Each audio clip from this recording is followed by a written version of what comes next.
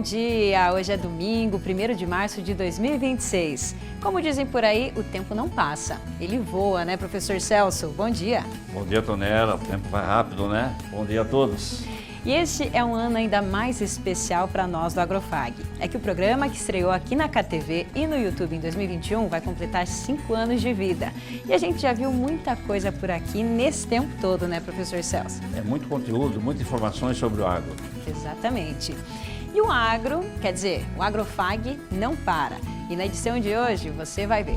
Estamos na quaresma, época em que aumenta o consumo de peixes. Por isso, um dos destaques do programa vai ser a piscicultura. O Paraná é o maior produtor de tilápias do Brasil e a região oeste é referência nacional na criação de peixes. O setor foi impulsionado pela atuação das cooperativas, que investem cada vez mais na atividade. No estúdio, especialistas falam sobre o crescimento do setor e os desafios para o futuro. E falando em futuro, pesquisadores da Embrapa estão atentos para o mercado mundial da soja. O objetivo é manter o Brasil como líder em produtividade. Para isso, foram desenvolvidas variedades que fazem parte de um banco genético, como essa, a soja anã, ou essa, a soja de onde brotam vagens duplas. No quadro Isa na Fazenda, vamos falar sobre como tirar o sabor amarrento dos caquis. Você vai conhecer essa mulher simpática, a goiana roceira, que faz sucesso nas redes sociais. E prepare-se para a festa dos 5 anos do Agrofag. O aniversário vai ser só em julho, mas a comemoração já começou.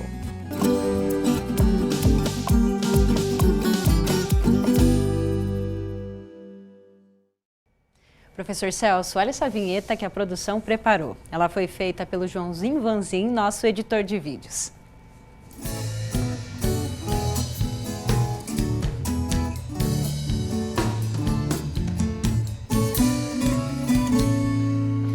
É isso aí, o Agrofag vai completar 5 anos de vida.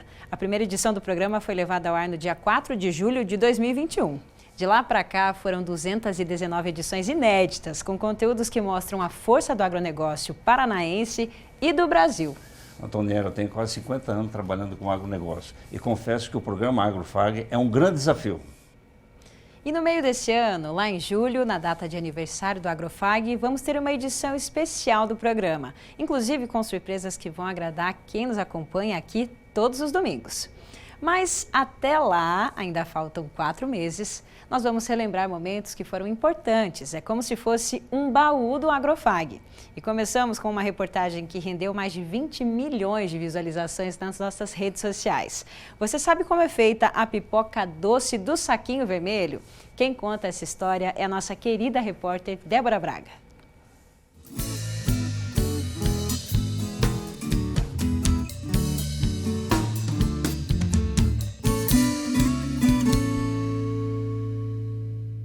Quem vê a pipoca assim nem imagina o processo curioso da fabricação.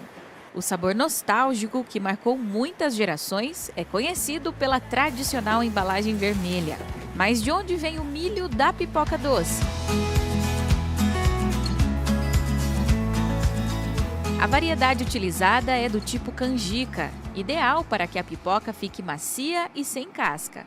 Cultivada principalmente na região centro-oeste do Brasil, a variedade segue as mesmas técnicas de manejo do milho convencional e pode ser plantada na primeira safra ou na safrinha. De acordo com a Embrapa, a região mato-grossense da Chapada do Parecis corresponde por 75% da produção nacional do milho para pipoca. A produção fica em torno de 300 mil toneladas. Esta fábrica de pipoca doce aqui em Santa Teresa do Oeste funciona há 25 anos. No início, a indústria produzia cerca de 20 fardos de pipoca como este. Com a expansão, hoje a empresa fabrica uma média de 1.500 fardos por dia. E é no processo de fabricação que está a maior curiosidade. É com o estouro de canhões expansores que começa a produção da pipoca doce. O equipamento é aquecido a gás e funciona através de um sistema de rotação. A indústria utiliza, em média, 700 sacas de milho canjica por mês. Cada preparo dura em torno de 3 minutos. Com a abertura do canhão, A diferença entre a pressão externa e interna proporciona a expansão da canjica. Depois de estourada, a pipoca passa por um processo de seleção. A próxima etapa é a caramelização na drageadeira, também aquecida a gás. A Jéssica é gerente da indústria e explica que o diferencial da produção é que não são acrescentados conservantes químicos. Ele fica ali uma média de 1 hora, onde ele recebe um melado de água e açúcar. E depois desse processo já é feito o envasamento daí do produto nas máquinas, né? O seu João é o proprietário da fábrica. Devoto de Nossa Senhora Aparecida, ele destaca que hoje a indústria conta com um sistema 100% automatizado, mas que no início os processos eram quase que artesanais. Tenho orgulho de dizer que muitas vezes coloquei 5, 6 fardos de pipoca em uma bicicleta e fui entregar no supermercado. Tá? Isso daí a gente faz. Hoje, nós, graças a Deus, estamos tudo em prédio próprio, estamos todo estruturado, graças a Deus, com produto muito bom. Temos a maior alegria quando alguém vem conhecer nossa fábrica, como é produzido, o que é produzido, né? Seu João conta com orgulho da responsabilidade em fabricar tantas memórias com gostinho de pipoca doce. É muito contente quando a gente chega assim e dizer, não é só criança que come pipoca, né? Hoje a gente tem, né? Somos nós adultos que consumimos também bastante pipoca, né? Todo mundo conhece essa pipoca, né, professor? No Brasil inteiro, de norte a sul. Exatamente, é isso aí. E chegou a hora de uma parceira aqui do Agrofag, a Isa, que está com a gente desde a 2ª edição do programa. Hoje ela vai mostrar uma técnica que tira a sensação de amarração que o caqui causa na boca. Olha só.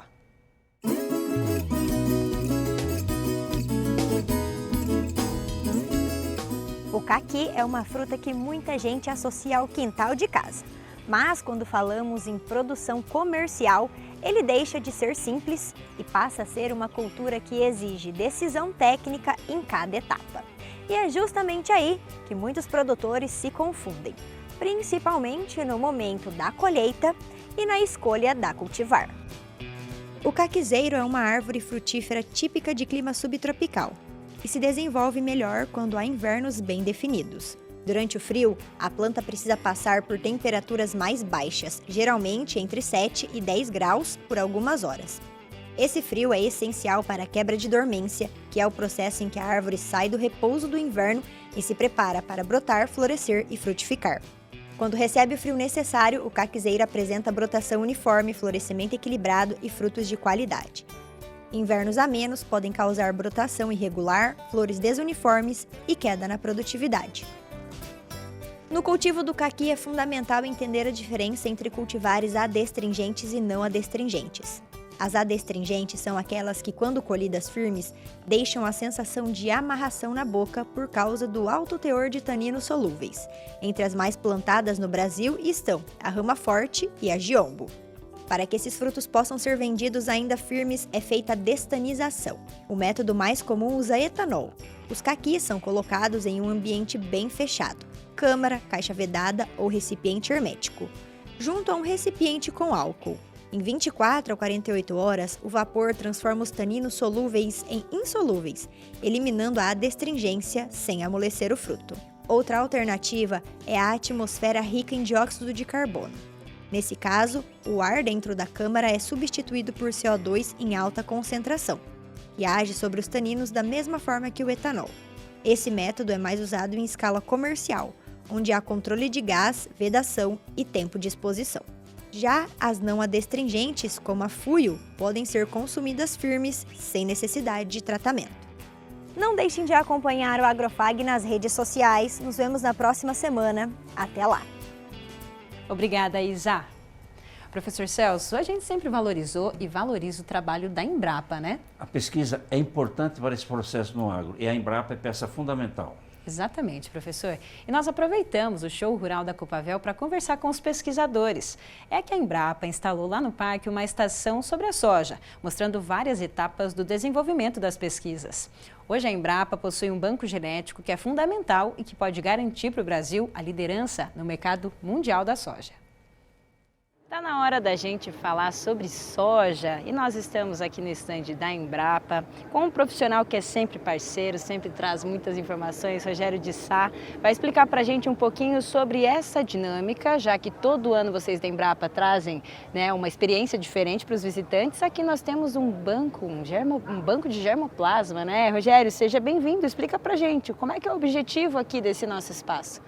A ideia aqui, Antonella, a Embrapa Soja abriu o banco de germoplasma. Nós temos instalados em Londrina um banco ativo de germoplasma de 65 mil acessos aproximadamente.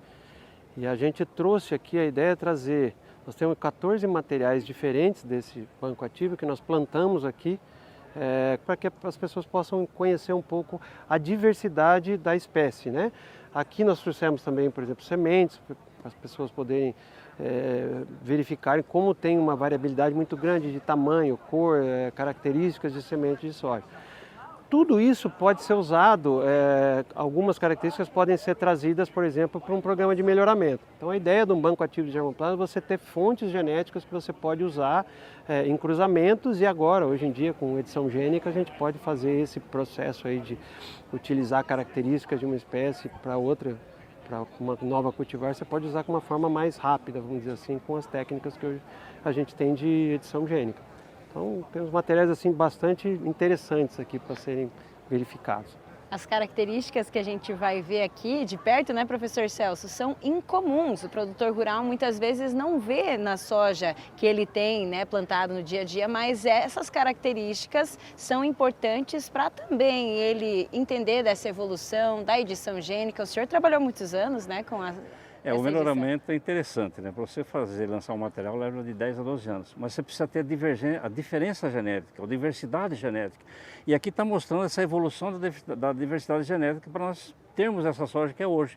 Então o agricultor sabe o que é uma soja determinada ou indeterminada, um tegumento branco, um tegumento preto, se é uma flor roxa, uma flor branca. Mas como chegamos lá? Usando essa diversidade, essa variabilidade. Então isso aqui é uma coisa interessantíssima, é um patrimônio da humanidade.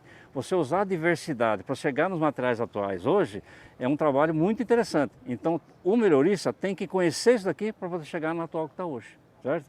Então hoje, vamos dizer assim, o agricultor vai ver aqui, o público nosso geral vai ver os vários tipos de materiais que nós podemos utilizar para chegar no material que está hoje, né, Rogério? Exatamente. São fontes, por exemplo, para uma resistência para uma doença.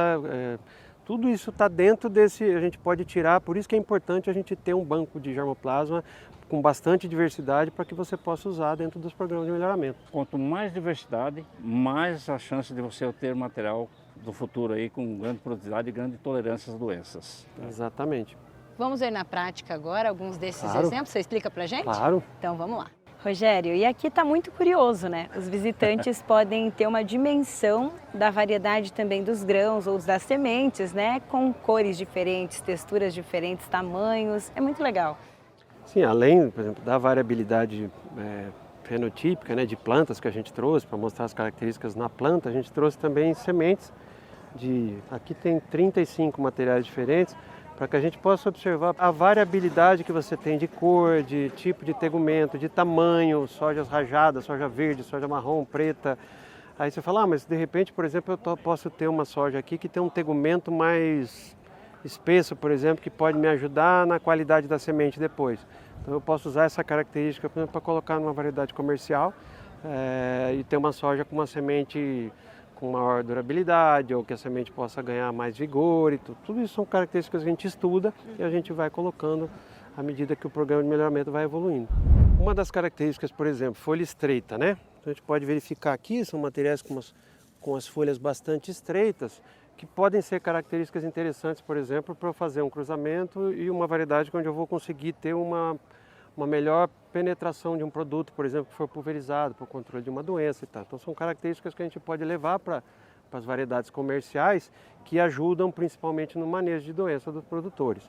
Aqui do lado, por exemplo, nós temos uma soja que é glaba, né, que a gente fala sem pubescência, né? Então aquela pubescência natural, aquele pelinho, né, que a gente está acostumado a ver numa planta de soja, essa aqui não tem absolutamente nada. Nem no caule, nem na vagem, né? A gente pode verificar aqui, por exemplo, uma soja que não tem pelo nenhum. Então isso aqui pode ser uma característica interessante, por exemplo, quando a gente vai fazer uma soja para consumo in natura, por exemplo, um edamame ou edamame, que o pessoal não gosta muito que tenha essa pubescência, porque isso já vai comer como salada. Então isso Típico da culinária. a gente tem usado, inclusive, esses materiais para cruzamento. Muito bem. Vamos para a próxima, então? Essa aqui, por exemplo, a soja anã, né? Perceba que não é que ela só não cresceu, ela tem a folha pequena, o porte bastante reduzido. Pode ser usado, de repente, dentro de um cruzamento para eu reduzir porte. Claro que isso não é um porte que seja comercialmente interessante, mas eu posso ter, por exemplo, em alguma situação, vamos pensar que a gente está levando a soja para uma determinada região onde qualquer material que eu levo cresce demais e tal. Não, eu preciso de alguma fonte de genética para eu reduzir o porte e, de repente, fazer essa soja adaptar em uma região onde, né, a gente sabe que a soja começou no Rio Grande do Sul e ela foi sendo adaptada para o Brasil inteiro. Então, são características que a gente pode usar em programas para a gente obter materiais diferentes. Né? Interessante essa diversidade, né? Uma soja não, né? Sim. Ninguém acredita numa soja não, né? Aí, E não é que ela realmente não evoluiu, não cresceu. Não, Esse é o porte esse dela. é o porte dela. Ela não vai crescer mais do que isso, independente da época que você plante. Ela foi plantada em setembro, essa aqui? Não, ela foi final de novembro. Mas você vê que já tem até o início de formação de vagem já. Ó. Olha só. É isso aqui. Ela já está, daqui a pouco ela já fecha o ciclo dela. Mas esse é o porte. Esse é o porte, ela não vai Soja crescer anã. mais do que isso.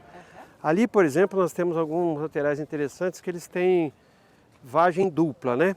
Então, assim, a gente identifica em algumas vagens o início da formação de uma outra vagem saindo do mesmo pedúnculo. Por exemplo, se a gente olhar aqui mais no final, a gente pode ver, por exemplo, um material aqui, por exemplo, que saem praticamente, são duas vagens aqui ela ainda está colada, né? Em algumas vagens a gente identifica, por exemplo, o início de uma formação de uma vagem nova, saindo junto. Olha só, em vamos ciclos mostrar. diferentes. Essa aqui dá para ver bem a característica Aqui é dela, bem- né? é bem- Olha aqui. tá as bem duas. evidente aqui. que E você não tem. é defeito não, é a característica Sim. dela, né, Rogério? Não são todas as vagens que saem dessa forma, mas são características. Então isso pode ser usado, de repente isso pode ajudar no aumento da produtividade. Claro que nós estamos estudando isso ainda, podemos usar num cruzamento e eventualmente pode melhorar a produtividade e sair algumas vagens duplas. A gente sabe que hoje o melhoramento evoluiu para vagens com além de 3 grãos, 4 grãos, 5 grãos e tal. Então tudo isso aí pode ser um componente de produtividade no futuro. na verdade, o melhorista tem que escolher aquela característica que ele deseja e tentar introduzir na outra cultivar. Exatamente, Né? esse é o Então, quer trabalho dizer, do melhorista. essa é a diversidade que nós temos. Isso é a possibilidade de fazer. Tendo diversidade, é possível fazer É melhoramento. possível fazer. Precisa conhecer para poder evoluir. Impressionante, né, professor Celso? É um trabalho seríssimo, né? E demonstra que a conservação e a utilização de um banco de germoplasma é importantíssimo para o desenvolvimento de uma cultivar. Com certeza. E todo esse acervo genético que nós vimos pode fazer a diferença nos próximos anos. É que o mercado da soja está cada vez mais competitivo e o Brasil precisa ficar atento às mudanças que podem vir por aí. E agora a conversa é sobre oportunidades. A gente está aqui com o Alexandre Nepomuceno, presidente da Embrapa Soja, para falar com a gente sobre como o Brasil tem dado exemplo para o mundo em relação à produção de grãos, produção de soja. Seja muito bem-vindo. Prazer estar aqui contigo. A gente tem aqui, né, uma demonstração da evolução da produtividade da soja e como o Brasil consegue, na mesma área, crescer tanto em produtividade. Como é que você tem visto esse cenário e as oportunidades que vocês têm explorado nesse sentido? Nos anos 60, 70, o Brasil é importador de alimentos, né? A Embrapa e várias universidades, o investimento em formação de pessoas, né? E muita ciência e tecnologia trouxe o Brasil de um importador para um dos maiores exportadores de alimentos do mundo. A soja é um exemplo clássico.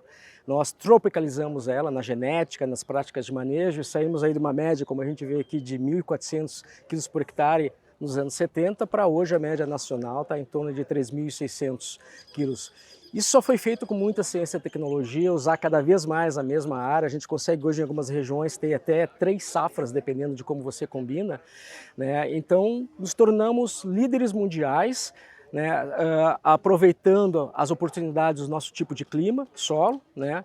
mas a gente também tem que estar atento aos desafios de médio e longo prazo, né? Por exemplo, mudanças climáticas estão aí, o Brasil é um dos países que vai sofrer por ser um país tropical, já está sofrendo, né? A gente está vendo aí eventos mais constantes e intensos de secas mais prolongadas ou inundações, então a gente tem que estar preparado usando muita ciência e tecnologia para adaptar os nossos solos, as nossas variedades, mas também a questão de comércio, né? O Brasil muito provavelmente vai bater um recorde dessa safra de 180 milhões de toneladas.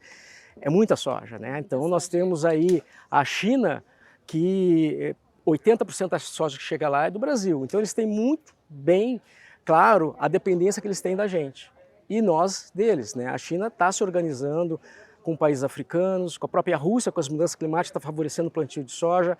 A média de produtividade da China é 1.000 toneladas por hectare, eles querem chegar a 3, ou seja, eles vão diminuir essa dependência. O que a gente tem para fazer? A gente tem que agregar valor. A gente já faz isso quando a gente faz o frango, a tilápia, aqui no Paraná, né, o maior exportador de tilápia, né, quando a gente faz o leite, o ovo, tudo isso é soja, milho, né, que é mais ou menos 40% do custo, isso é agregar valor, é gerar mais empregos, né. Então a gente tem que dar um novo salto, né, olhar, por exemplo, o que os americanos já estão fazendo, eles estão fazendo muito essa questão da transição energética, usando óleos vegetais, principalmente óleo de soja, para fazer pneu, asfalto. Várias cidades do centro dos Estados Unidos, o Midwest americano, né, estão usando óleo de soja para fazer asfalto. Então, pneus, sola de sapato, né? Então a gente tem que se aproximar o Brasil, né? E o Paraná é um prato cheio para isso, né? Pelo sistema cooperativista que tem, se aproximar do setor industrial e começar a usar a soja, que agrega muito mais valor. Tá? Um dado que saiu, se tu me permite, da Exalc, do CPE, mostrando cada tonelada que a gente exporta de grão, simplesmente grão, a gente põe R$2.000 no PIB brasileiro. Quando a gente agrega valor e faz carne, por exemplo, a gente põe R$7.000 no PIB e gera 3 vezes mais empregos quando a gente agrega valor. Então a gente tem que continuar agregando valor nesses nossos produtos agrícolas, não só a soja, não só exportar o grão bruto, por exemplo, né, mas fazer esses novos saltos. Os americanos já fizeram. Por exemplo, eles têm uma soja com uma qualidade de óleo muito melhor que a soja atual. A Embrapa Soja tem trabalhado com isso, né? A gente está fazendo um óleo de soja muito mais interessante para usar, por exemplo, como biodiesel, que emite menos gás de efeito estufa, menos óxido nitroso, mais interessante para a saúde humana. Então, são essas coisas que a ciência e a tecnologia ajuda a agregar valor. Ajudou lá atrás para aumentar a produtividade e agora tem que ajudar para fazer esse maior valor agregado que gera muito mais emprego, deixa mais dinheiro aqui no nosso país. Emprego, renda e são alternativas. Quer dizer, vamos dar uma guinada no melhoramento de soja ou na produção de soja. E tem que olhar para o futuro como fazer isso. Quer dizer, a Embrapa está preocupada com isso. Com certeza. E a gente está usando as técnicas mais recentes, por exemplo, para alterar a qualidade do óleo, mexer nas rotas metabólicas. A gente está usando essa técnica de edição gênica, que todo mundo tem falado, CRISPR, né? Fantástico. Os americanos já fizeram, já tem várias variedades no mercado. Eles estimam que até 2028, 2029, eles vão ter 5 milhões de hectares com essa soja com qualidade de óleo melhor, né? Então a gente tem que tomar um cuidado, porque senão a nossa soja fica uma soja de segunda categoria. E essa edição gênica está dando um salto mais rápido no processo. Muito mais rápido. Enquanto no melhoramento clássico você demora de 10 a 15 anos, com a edição gênica você consegue transferir o gene de um tipo de soja com melhor qualidade para outra soja mais produtiva em questão de 2 anos, 3 anos. Então podemos prever numa faixa aí, talvez de uns 5 ou 10 anos, nós temos uma mudança quase que total dos objetivos, vamos dizer assim, não só para exportação, mas sim utilização interna e agregar valor. Com certeza. Esse é o foco da Embrapa. Com essas tecnologias de ponta, né, tipo edição gênica, a distância entre a ciência básica e aplicada está cada vez mais curta.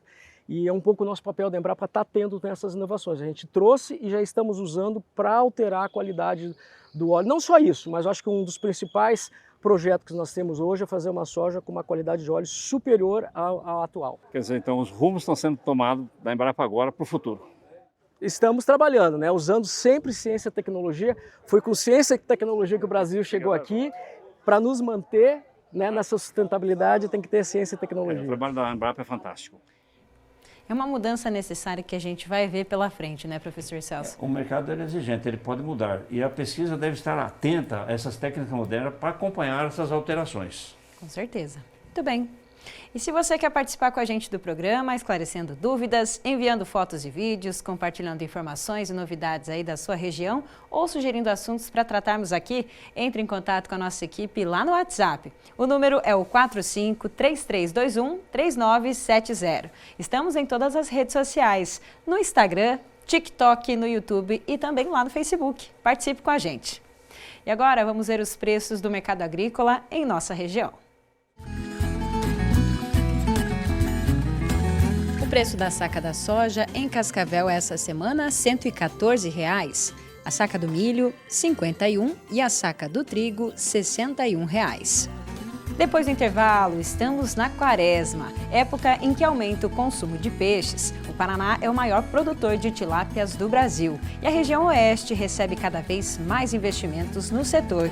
No estúdio, especialistas analisam o mercado para a indústria e para os produtores. É já já.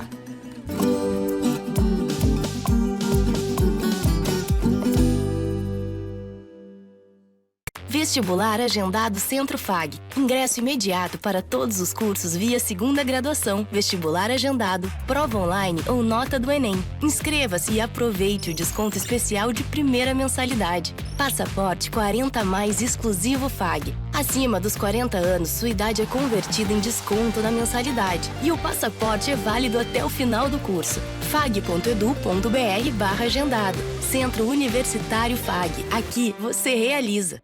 E aí, Lili? Você tá sabendo da novidade que tá rolando por aí? Claro! É o Clube do Mascote do Hospital Veterinário FAG. Meu humano já assinou. Consultas, exames, vacinas, tudo no pacote. E ainda tem castração, check-up e muito mais. Clube do Mascote do Hospital Veterinário FAG. Seu pet merece mais. Acesse clubedomascote.com.br.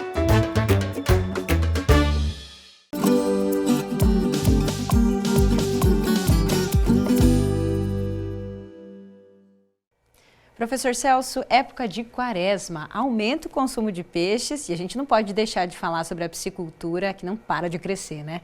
E a nossa região tem o perfil que essa atividade exige, é o sistema cooperativista, organização e logística. Com certeza.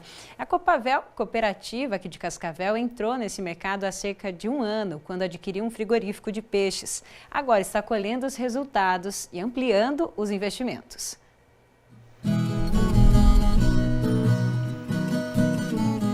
60.000 tilápias são criadas nesta propriedade na comunidade Vila União, no município de Catanduvas, no oeste do Paraná. O produtor rural e biólogo Osmair é quem cuida dos peixes. A piscicultura foi o caminho encontrado para diversificar a produção, com uma atividade que não exige tanta mão de obra. Osmair, a piscicultura não era a atividade principal de vocês aqui na propriedade. Por que você decidiu investir nela? Em que momento?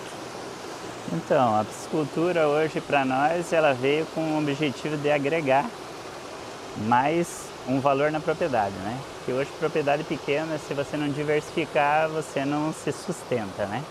Então ela veio aí com o intuito de somar do que nós já fazia, né? Então nós hoje trabalhava aí com melão, melancia, vendendo já direto ao consumidor final, um pouco de lavoura, que eu trabalho hoje junto com o meu sogro. E daí a piscicultura, eu comecei a enxergar um leque diferente que eu poderia automatizar e reduzir mão de obra. Porque a melancia e o melão, por exemplo, é mão de obra bruta do começo ao fim, né?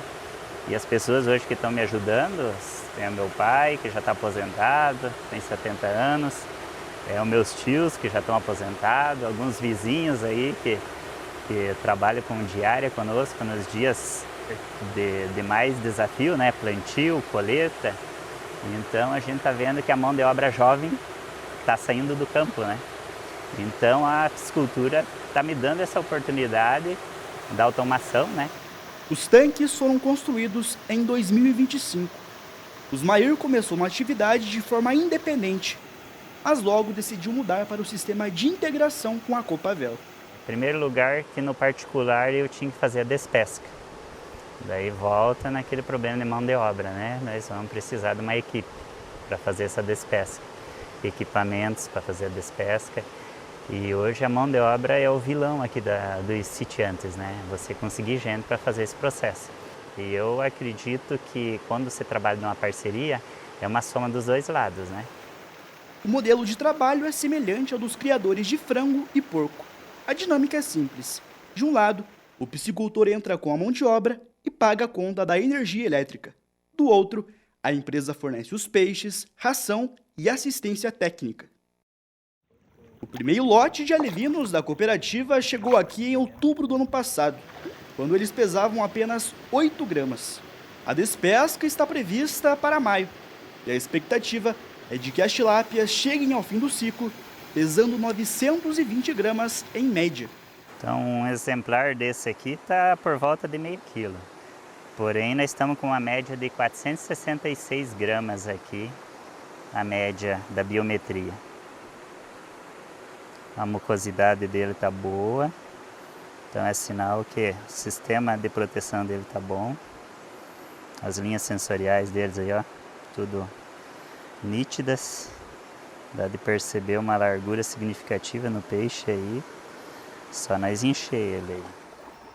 O piscicultor faz investimentos para facilitar o manejo diário. O tratador automático é um exemplo. Basta clicar no botão que o dispersor já distribui a ração em 360 graus.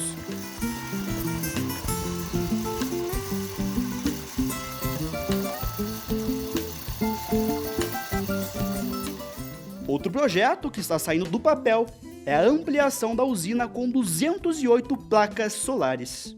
Eu tinha 40 placas e essas 40 placas não é suficiente. E então vamos com o objetivo de ampliação na piscicultura, né? Me compensa eu ter a usina solar hoje, gerar minha própria energia e largar para os peixes ali, transformar em carne no caso, né? Então se eu optar em pagar valor integral de energia hoje fica pesado, né?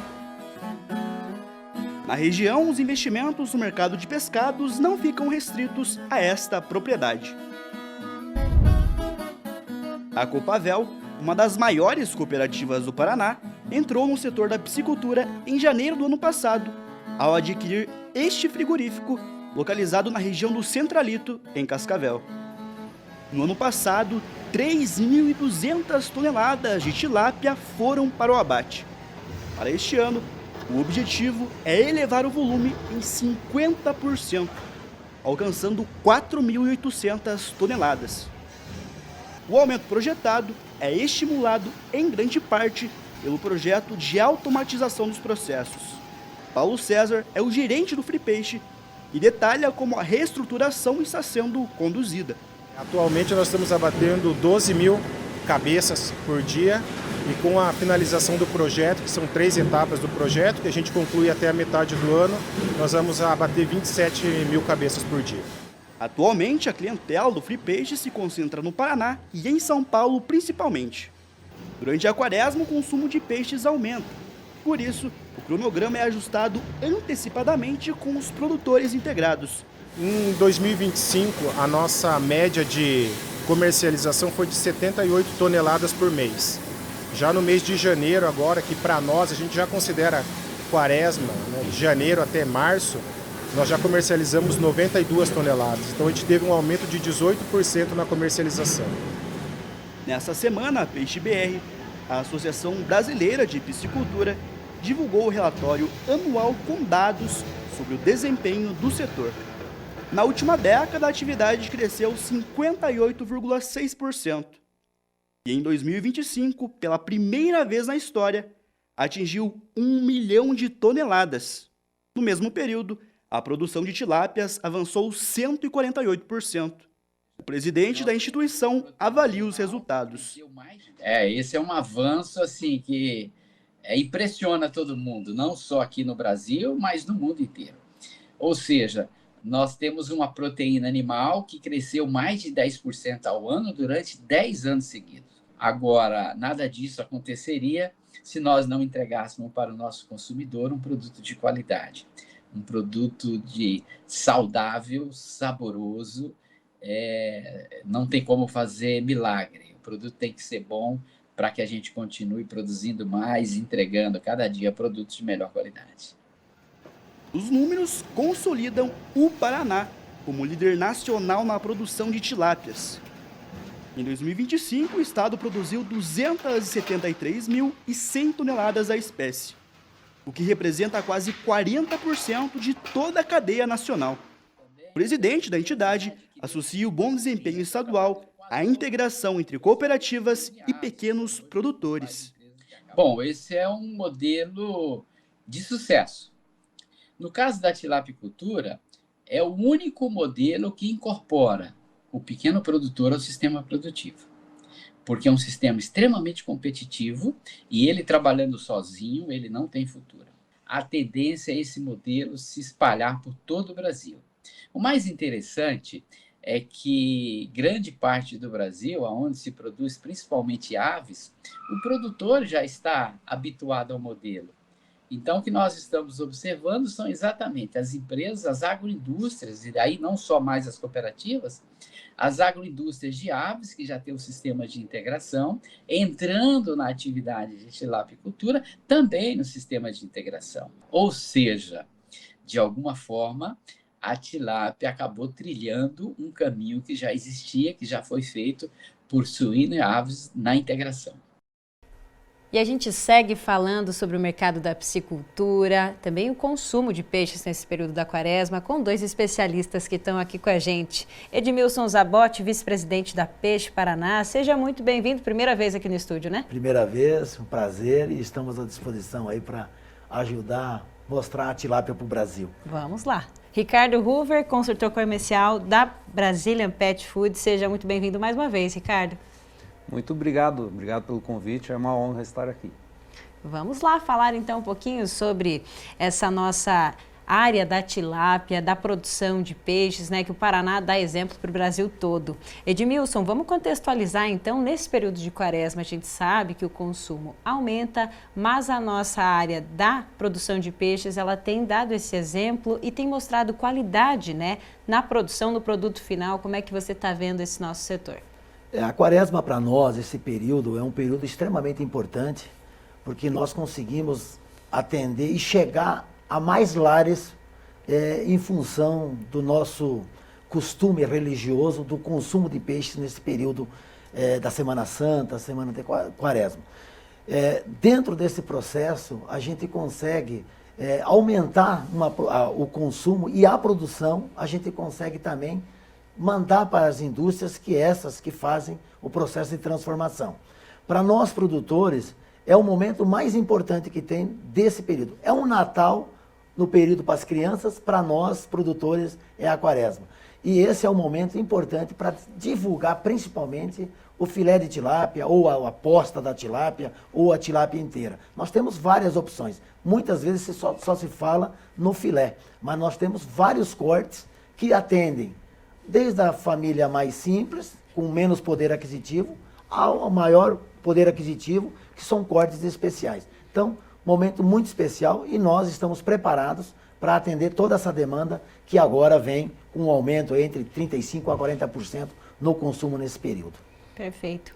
Ricardo, você que roda aqui todo o Paraná, né, toda a região sul, você consegue perceber, então, tanto nessa questão da produção independente, também na integração, como é que está o momento relacionado aí ao mercado, os produtores estão conseguindo ter seu lucro, sua margem, como é que está?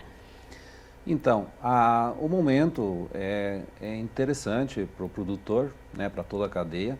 Está tendo uma demanda interessante, a produção é boa, está tendo aumento ano após ano na produção e a demanda também vem crescendo. E nesse momento, a relação entre custo de produção e preço do peixe, ela é interessante, não é assim uma margem tão grande, mas ela é interessante. E importante termos essa média de custo, relação custo e valor de venda e tal. Mas assim, esse aumento nesse período, ele não é só interessante para esse período. Nesse momento, o aumento de consumo que tiver, muitas famílias tendo acesso ao consumo, eles vão muitas vezes manter esse consumo e começa a entrar numa rotina de consumo do pescado. E também, claro, o aumento tem a ver com outras espécies, além da tilápia, Mas assim, a tilápia tem já, últimos anos, um consumo mais estável durante o ano inteiro. Então, na quaresma a gente dá um impulso a mais, mas na sequência, muitos produtores acabam, ou muitos consumidores acabam consumindo mais pescado também. Uhum. Eu vou perguntar para o Edmilson. Edmilson, a produção praticamente da tilápia está estabilizada e aumentando, né? Quais seriam os problemas que nós temos? Importação, incentivo, ICMS, novo mercado, um aspecto geral sobre isso aí, gostaria que você falasse. O oeste do Paraná, ele é a grande referência para o Brasil na produção de tilápias. Só para vocês terem uma ideia, nós começamos produzindo nos anos 80, 1.500 quilos de tilápia abatia num frigorífico que nós tínhamos. Hoje, nós abatemos, só em Palotina, nós abatemos 250 mil tilápias dia. Nós estamos nos preparando para sairmos de uma produção de 80 toneladas por hectare ano para 270 toneladas por hectare ano para um futuro muito próximo, já está acontecendo. Só que nós temos realmente esses gargalos, que é hoje problema. Alta carga tributária do processo de produção. Nós temos o gargalo da energia elétrica extremamente cara para os moldes que nós precisamos trabalhar e de baixa qualidade. E é uma cadeia ainda em construção, é uma cadeia dentro do processo do agronegócio. O produtor de tilápia hoje ele ainda não é visto como uma atividade do agronegócio, como é o soja, o milho, a avicultura, suinocultura. Então nós temos um espaço muito grande para crescer, só que nós temos esses gargalos. Questões ambientais, nós temos a questão trabalhista, nós temos uma série de gargalos, mas que, num processo hoje, com a entrada desses grandes grupos, como essas grandes cooperativas, agora fechando o ciclo aqui no oeste do Paraná, com a entrada da LAR e a entrada da Copavel, junto com o Cevale, Primato, Copacol, o Paraná e esse oeste do Paraná se transformará na maior referência. O Brasil hoje é o quarto maior produtor de tilápias do mundo. Nós, com esses projetos, a entrada dessas novas duas empresas e com mais projetos que estão acontecendo, o Brasil, com certeza, num curto espaço de tempo, será o segundo maior produtor de tilápias do mundo.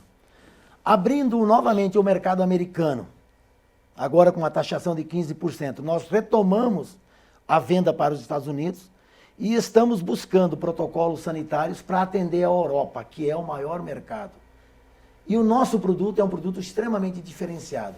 Nós hoje colocamos nos Estados Unidos um peixe, um filé de tilápia produzido hoje, amanhã às 4 horas da tarde, está nas gôndolas dos supermercados. Isso ninguém faz, só o Brasil faz, mas com detalhe, com extrema qualidade. Isso é o produtor que faz, juntamente com as indústrias. Então nós temos um grande mercado pela frente. O que nós precisamos?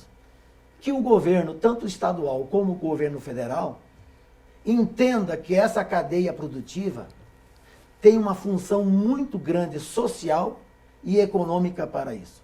E que precisa ter um incentivo fiscal nesse processo de produção para que a gente consiga baixar custo de produção e ter uma fonte de renda a mais, com um pouquinho mais de ganho para o produtor continuar investindo. Então, o oeste do Paraná é a grande referência. E como eu comentei, Cascavel também participou desse processo há muitos anos atrás, sendo parte de uma associação que era de Palotina, com o primeiro frigorífico de tilápias do Brasil. Isso pouca gente sabe, e que esse frigorífico até hoje funciona. Depois desse veio outros que tomou conta, e hoje o oeste do Paraná e o Paraná é a grande referência na tilápia para o Brasil e para o mundo. E nós vamos incomodar muita gente. Olha aí. Eu quero aproveitar esse adendo, porque eu já comentei com o Edmilson aqui nos bastidores que vale uma reportagem sobre essa história. A gente quer entender um pouco mais sobre esse frigorífico, queremos ir até Palotina. Os próximos capítulos a gente ainda vai conversar sobre isso, Edmilson. Eu vou falar para o Ricardo. Ricardo, de todos esses problemas, de todos aí, nós temos uma coisa importante que eu gostaria que você falasse, que é a qualidade do nosso produto. Exato. Nós temos esses gargalos, né, e gostaria realmente de reforçar essa necessidade de uma maior estrutura na parte energética, energia elétrica.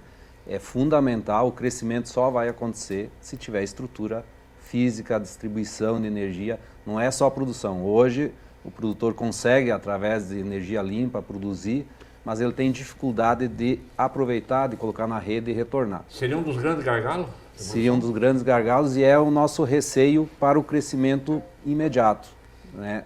Para seguir crescendo, nós precisamos ter essa segurança, né? Não é só problema hídrico, não é só problema ambiental, porque a tecnologia vai compensando. A gente consegue produzir com menos água, a gente consegue melhorar a produtividade, afetando bem menos o meio ambiente. Hoje, a produção de peixe ela tem uma integração com o meio ambiente praticamente perfeita. A gente tem estudos aí de universidades locais, regionais, tanto estadual, uma universidade estadual, como uma particular, que tem estudos de mais de 20 anos de coleta de ovos e larvas na bacia do Rio Paraná, e onde a gente tem constatado a não proliferação da tilápia.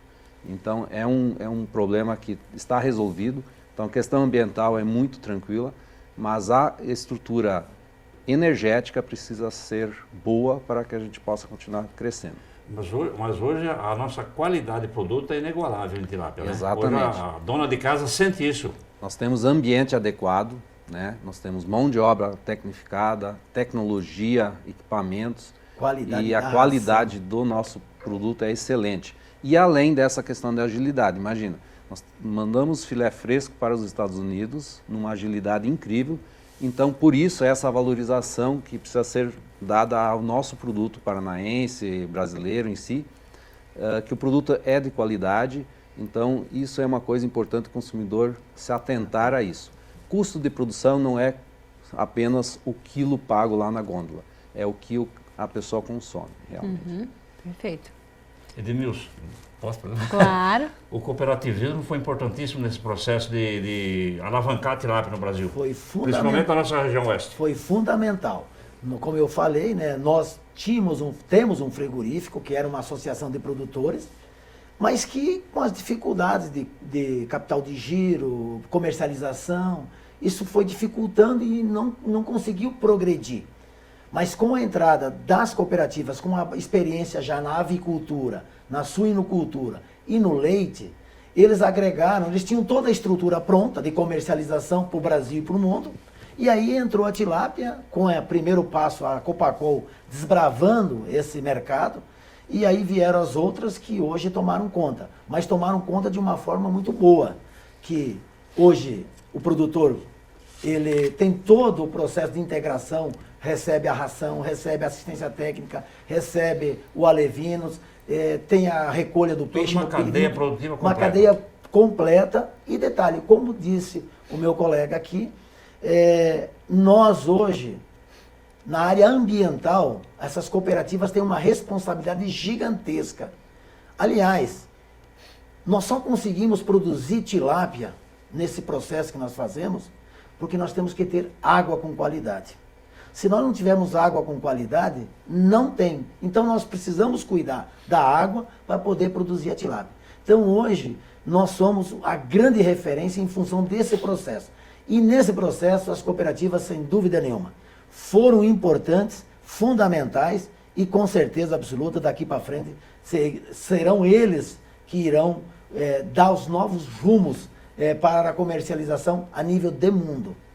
A gente está tratando aqui da importância do cooperativismo, de como, né, as empresas aí conseguiram se consolidar, hoje do Paraná como referência mundial.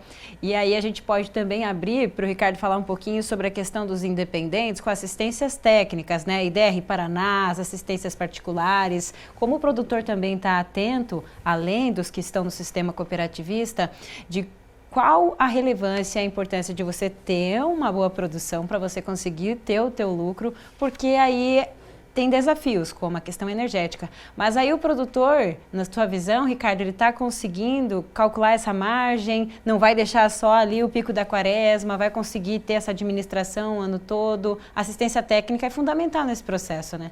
Exatamente. Hoje já está bem estruturado, o IDR ele tem um corpo técnico muito qualificado, há anos vem trabalhando na antiga Emater, continua com a IDR, com profissionais qualificados.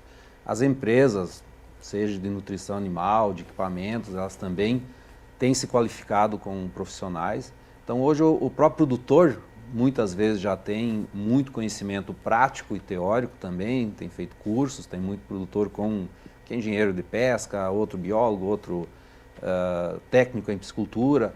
Então esse pessoal está preparado para trabalhar com custo de produção, resolver problemas do dia a dia ligados à produção.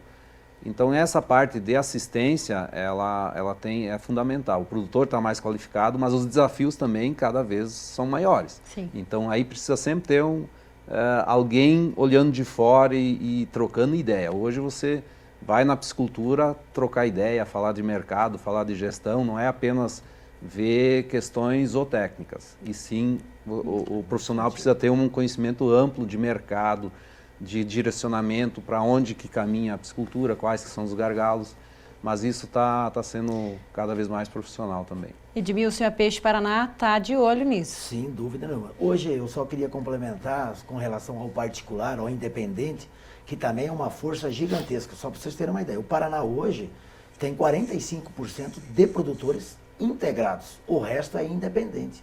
Então nós temos um volume grande. O que está vindo hoje também são grandes consultorias que dão assistência hoje para produtores.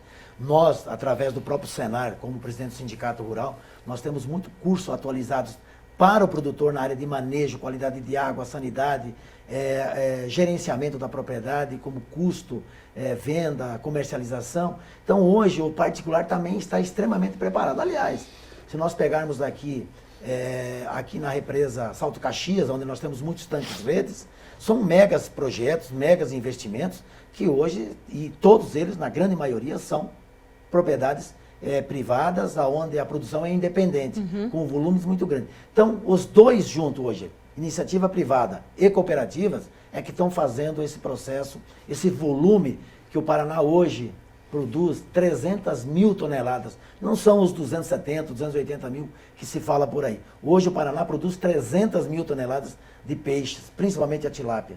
Então são os dois juntos que estão fazendo isso. Com um detalhe, muita geração de emprego. E essa atividade da piscicultura, eu tenho falado, é uma das atividades que a gente tem condições de, dentro da nossa propriedade, fazer a sucessão familiar. Dá para o nosso filho ou para o nosso neto uma parte daquele negócio como seu primeiro negócio dentro da propriedade. Esse é um grande desafio que nós temos na área rural e eu vejo na piscicultura uma grande oportunidade para a gente segurar os nossos filhos lá na nossa propriedade rural, fazendo a sucessão. Esse é o grande projeto que a piscicultura também traz na área social. E mais uma oportunidade, né? A força da piscicultura aqui no nosso estado. Mais uma oportunidade de negócios para muita gente, fonte de renda e emprego. Muito bem. Edmilson, nosso tempo é curto, mas eu te agradeço por estar aqui compartilhando um pouco de informações com a gente, trazendo todos esses detalhes. E eu não vou esquecer lá do frigorífico para a gente ir lá conhecer. Estamos à disposição para vocês conhecerem. Muito bem, muito obrigada. Ricardo, obrigada mais uma vez por estar aqui com a gente. Até a próxima. Obrigado pela oportunidade. Estamos juntos. Muito bem. E agora vamos ver como fica a previsão do tempo para os próximos dias aqui na nossa região. Essa semana, o destaque vai para as altas temperaturas no Paraná. Especialmente aqui no oeste, as máximas ultrapassam os 30 graus com facilidade. Em Cascavel, hoje, a mínima é de 20 e a máxima 31 graus com tempo estável. Deve haver apenas algumas nuvens no céu. Na segunda-feira é a mesma coisa, com temperaturas até 31 graus. E o sol previsto pelo CIMEPAR. Na terça, segue ensolarado, com máxima de 32 e 33 graus é a máxima esperada para a quarta, sem indicação de chuva. Em Guaíra tem tempo quente também. Hoje a variação nas temperaturas prevista é dos 23 aos 34 graus. Amanhã dos 24 aos 33, com sol e céu claro. Para terça-feira, a máxima volta a atingir os 34 graus. E na quarta, a temperatura pode chegar aos 35, sensação de abafamento na cidade. Agora na tela os dados de Foz do Iguaçu, que tem destaque para o tempo firme e quente.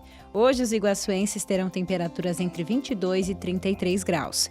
Amanhã dos 23 aos 32, na terça dos 24 graus até os 33 e para quarta-feira a indicação é dos 24 aos 34 graus nas temperaturas. A chuva, com um volume considerável, deve retornar ao oeste do Paraná a partir do próximo domingo, dia 8 de março. No próximo bloco, você vai conhecer a goiana roceira. É daqui a pouco.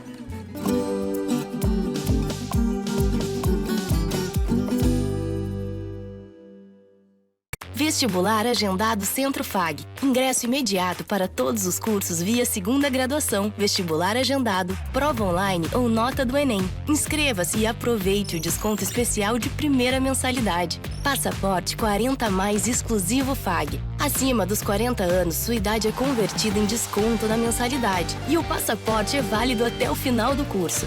fag.edu.br/agendado. Centro Universitário FAG. Aqui você realiza. E aí, Lili? Você tá sabendo da novidade que tá rolando por aí? Claro! É o Clube do Mascote do Hospital Veterinário FAG. Meu humano já assinou. Consultas, exames, vacinas, tudo no pacote. E ainda tem castração, check-up e muito mais. Clube do Mascote do Hospital Veterinário FAG. Seu pet merece mais. Acesse clubedomascote.com.br.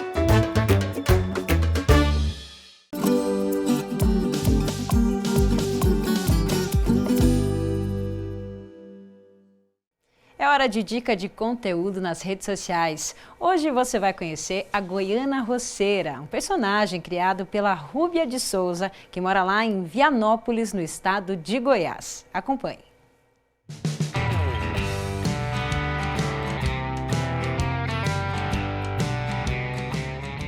O perfil da Rúbia no Instagram tem mais de 550 mil seguidores. Nele, ela apresenta vídeos onde registra o dia a dia na roça, com receitas caipiras e dica de manejo de frutas e plantas.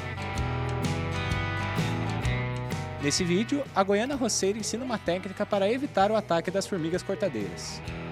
Aqui, ó, tem sido muito útil esses chapéuzinhos chinês aqui que eu aprendi a fazer, ó, de caixinha longa vida, né? Outro conteúdo que chama a atenção dos seguidores são as frutas exóticas, cultivadas na própria chácara da Rúbia. E essa aqui é a Doviales doce. E esse é o pé da Doviales doce. Uma frutinha que poucos conhecem, mas essa aqui é a fruta que faz a bebida, o Campari. E é claro, a goiana roceira também faz sucesso com as receitas, como essa da pamonha. Olha só a cremosidade dessa pamonha, ó, que delícia! E pamonha tradicional goiana, feita pela goiana roceira, é melhor ainda. Alguém aceita?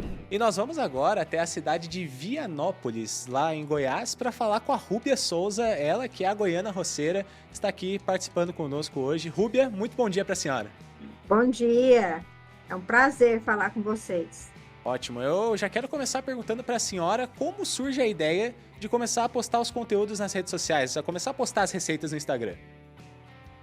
Bom, eu não era adepta a redes sociais, né? Eu não gostava de jeito nenhum, nem que me filmasse. E eu tive que fazer uma cirurgia e tive que parar meu serviço, né? Que eu trabalho com registro de marcas, e eu fiquei parada aí durante 30 dias. Aí eu comecei a ver rede social assim, para passar o tempo, né? E vi alguns conteúdos de roça e comecei a interessar. Aí surgiu assim uma ideia, né? Eu falei, por que eu não posso ter um canal também, né? Eu sou tão roceira, eu sei fazer tanta coisa, eu acho que eu vou fazer um. Aí eu comecei assim, despretensiosamente, postando de vez em quando, e começou a ter muita aceitação, né? E aí eu vi que realmente eu tinha que levar mais a sério, a postar todo dia, a fazer novas receitas, né? E aí eu virei a goiana roceira. Que bacana. E conta aqui pro pessoal que está conhecendo a senhora hoje aqui através do Agro nas Redes, quais são os principais conteúdos que o pessoal vai encontrar aí no seu perfil do Instagram? Principalmente conteúdo autêntico de roça, né? Uma pessoa que gosta de roça realmente vai encontrar comida caipira, vai encontrar também conteúdo de frutíferas maravilhosas, raras e exóticas, vai encontrar uma pessoa que ama o cerrado goiano. E a senhora comentou antes também sobre as receitas, que querendo ou não são um grande destaque no perfil da senhora. Quais que são algumas das principais receitas, só para dar aquela água na boca, aquele gostinho para os nossos espectadores aqui do Agrofag? Biscoito frito de polvilho, sempre que eu faço viraliza demais, um mané pelado, galinhada, uma comida caseira com piqui, tem também rosquinha, broa, tem de tudo. Muito bom, com certeza o pessoal vai querer aprender todas essas receitas aí. Com certeza. Obrigado, Rúbia, pela sua participação. Tenho certeza que a galera que ainda não conhecia o perfil vai acessar. E eu deixo aqui um espaço para a senhora, além de encerrar a sua participação, como os telespectadores podem encontrar o seu perfil nas redes sociais? Qual o seu arroba lá no Instagram e em outras redes sociais? O meu arroba é Goiana Roceira em todas as redes sociais. Procura aí que vocês vão encontrar muita coisa boa. E eu vou ter um imenso prazer em receber todos vocês lá no meu perfil. Muito obrigado, Rúbia. Até a próxima. Até a próxima. Que simpática ela, né? A gente agradece a participação. Confira agora os preços das proteínas animais em nossa região.